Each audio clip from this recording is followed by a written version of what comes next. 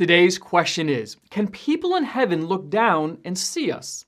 In this video, I'll answer that question from a biblical perspective. Then afterwards, as always, I'll share some helpful resources, so stick around until the end.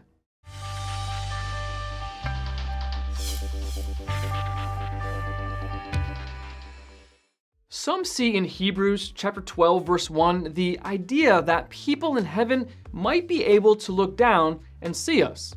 Therefore, since we are surrounded by such a great cloud of witnesses, the witnesses are the heroes of faith listed in Hebrews chapter 11, and the fact that we are surrounded by them leads some commentators to understand those heroes, and possibly other people, are looking down on us from heaven. The idea that people are looking down from heaven to see what we're doing is common in popular culture. But as much as we might like the notion that we're being watched by our departed loved ones, that's not what Hebrews chapter 12 verse 1 is teaching. Building on Hebrews 11, the author begins drawing up some practical lessons. That's why chapter 12 begins with therefore. The witnesses are the people whom God commends for their faith in chapter 11, and there is a large crowd of them in heaven. The question is, in what way are they witnesses?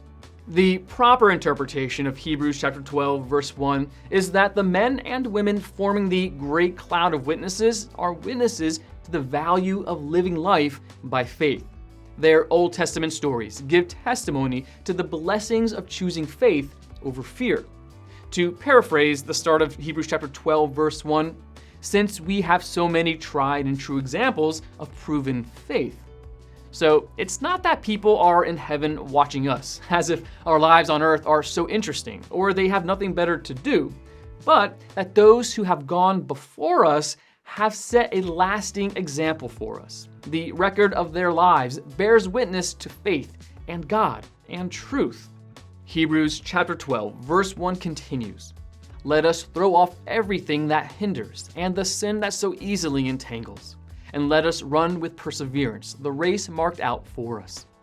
Because of the faith and endurance of believers who went before us, we are inspired to stay the course in our own race of faith. We follow the examples of Abraham and Moses and Rahab and Gideon and etc. Some people point to the rich man's mention of his brothers in Luke chapter 16 verse 28 as proof that departed souls, in Hades at least, can see events on earth. However, the passage never says that the rich man could see his brothers. He knew he had brothers, and he knew they were unbelievers. Also, some people use Revelation chapter 6 verse 10 as a proof text. The tribulation martyrs call for God to avenge their deaths. Again, this passage says nothing about the martyrs seeing people on earth. It simply says that they knew they deserved justice and desired the Lord to take action. The Bible doesn't specifically say that people in heaven cannot look down on us, so we can't be dogmatic. However, it is unlikely that they can. People in heaven are likely preoccupied with other things, such as worshiping God and enjoying the glories of heaven. Whether or not people in heaven can look down and see us, we are not running our race for them. We are not hoping for their approval or listening for their applause.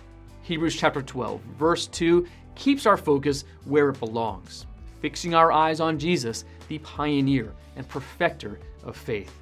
Jesus is our blessed hope, no other. Want to learn more? Subscribe so you don't miss the next video. Visit gotquestions.org for more good content, and check out the details section below this video. There you'll find one book I recommend, along with several links to related questions. If you'd like to learn about Bible Munch, or if you're interested in bite-sized devotionals, subscribe to Bible Munch on YouTube. It's linked right here. Now remember, got questions? The Bible has answers. We'll help you find them.